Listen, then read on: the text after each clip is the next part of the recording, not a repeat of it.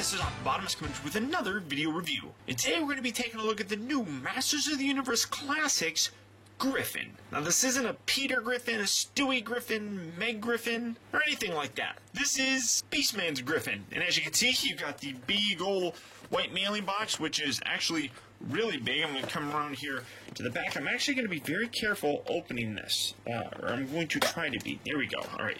Very gently. Very gently. Open it up. Oh, and it's upside down. And here you have it.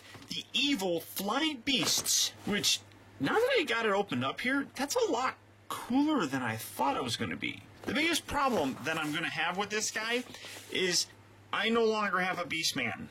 During a great purge of my Masters of the Universe Classic figures, I sold Beastman. And that kind of bums me out now. And I know when this went on sale, they reissued this and you could buy it again, but I actually didn't buy it because I didn't think it would sell out that quickly. But it did, and I missed out on it. But there you can see the other characters in the line. Zooming down for his bio, you can see that the names vary for it. Griffins, the great flying beasts, originally brought to Eternia by star merchants, broke free and lived in the wild colonies deep in the vine jungle. Here they were once again enslaved, becoming the steed of choice for the savage beastmen living in their treetop villages. A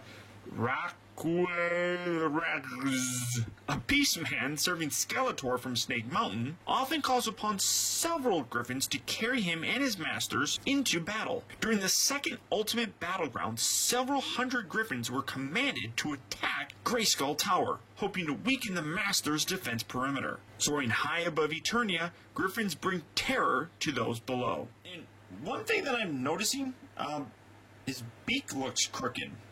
I don't know if you can see that, but that doesn't look right. So really very cool. You can see there is some assembly required. And basically what we're looking at kind of is a slight variation on a couple different things. We got kind of Battle Cat mixed in there with Swiftwing's wings and a new head on this guy. So I'm kind of curious if I'm actually going to like this or not. So let's get this big guy opened up and see how cool he actually is. Alright guys, so here we have the Griffin open up and out of its packaging. And as I said, there's a little bit of assembly required when you're putting this guy together. The wings are not attached, but at least on mine, they pop in there very securely. I hope I didn't break anything, but you can see that they just pop in and out, and then all you have to do is snap them right inside there. Now this one is really kind of tough on the joint, but there you have them. I mean, I really do like the way that this guy looks. He's really kind of cool looking.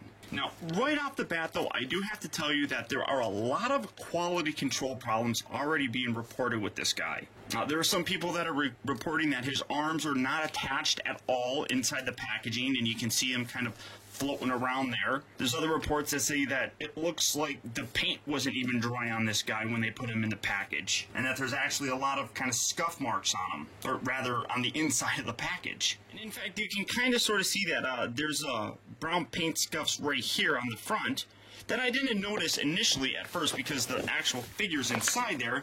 And then I also got, I'm trying to find it. Right there you can kind of see it, although my camera's focusing on something else entirely. But that's where his beak was, and it scraped across it. So I definitely have some problems as well, just not nearly as bad as a lot of other people's. That being said, I do have one ridiculously huge problem, and that's, I don't know if you noticed this, but I have two left arms. As you can see, this is how it's actually supposed to be, with the hair and the fur kind of on the backside, much like this arm is. This one, as you can see, I'm going to try and lift this up, is actually on the front. So literally what they did was reverse the arm. This arm is supposed to be on this side. Now what's annoying to me is that whoever assembled this put this on there just like that, and then had to rotate it in order to properly display it in the package. Now, that's not just bad quality control. That's just lazy ignorance, if you ask me. Absolute terrible, terrible. Now, the biggest problem with it is it will affect, as you can see, it will affect the articulation on the guy. This arm here can go up considerably further here at the elbow. Here, let me make sure I got that lined up properly. Than this one, because this extra flap of molded in fur. absolutely annoying. Now, they've done this before in the past, where they reverse shoulders and things, such as Roboto and King Hiss. That only had a minor kind of visual ugliness to it. This actually affects the functionality, which really, in my opinion, just absolutely sucks. Now, I've oftentimes maybe I'll just do it like this. I mean, leave it like that.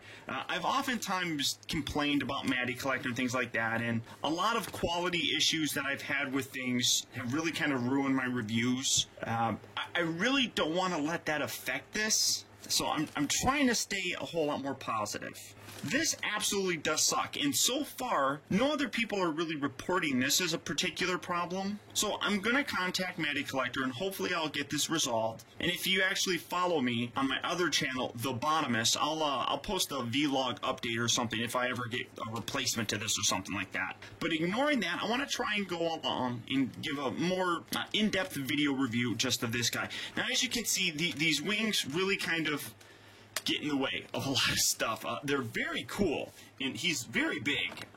Just picking up my camera and coming back here, you can see really very cool. Absolutely neat. I love the way that it looks. I really didn't think I was at first, but definitely impressive. Now, bringing in Battle Cat, you can see that in terms of the body is almost exactly the same all the way through. The biggest difference being that this actual upper torso is slightly modified differently.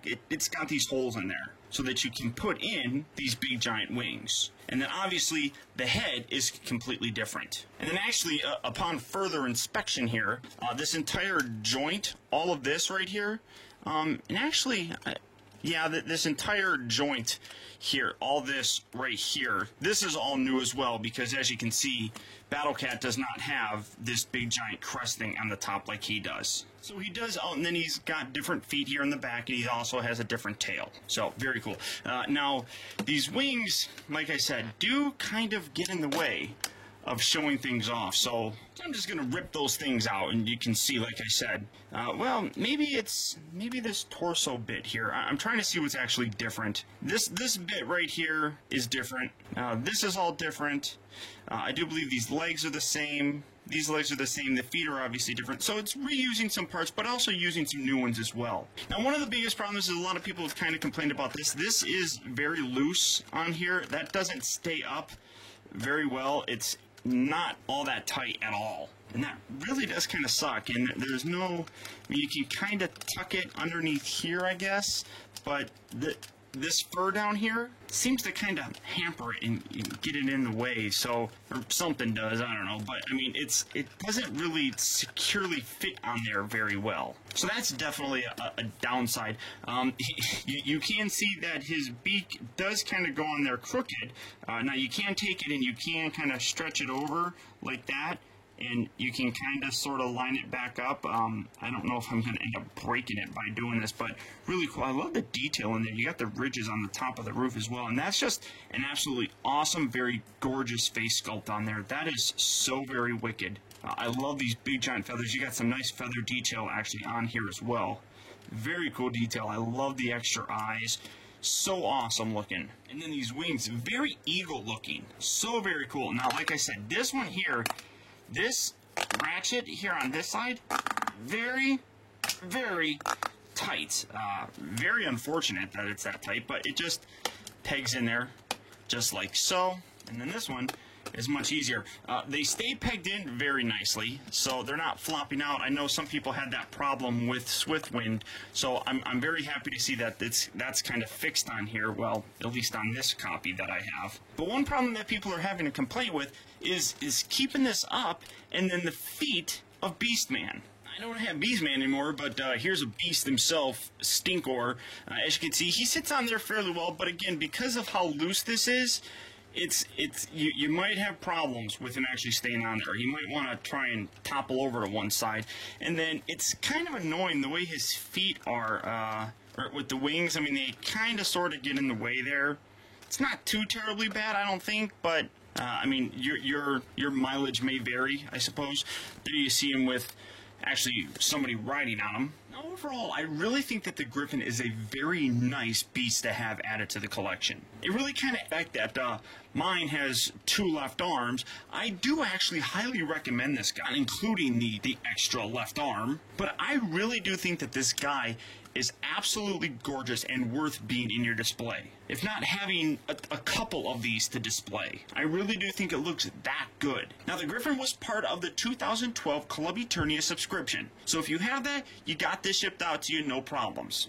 And if you are interested in picking him up, as of right now, he is still available on MattyCollector.com. So if you are interested in picking this guy up, I would highly recommend going over there, taking a look, and picking up one of these guys. Because I really do think that he is well worth it and will look awesome in a Masters of the Universe display. But that's about it, guys. So once again, I'd like to thank you for tuning in, and until next time, this has been Optibotimus.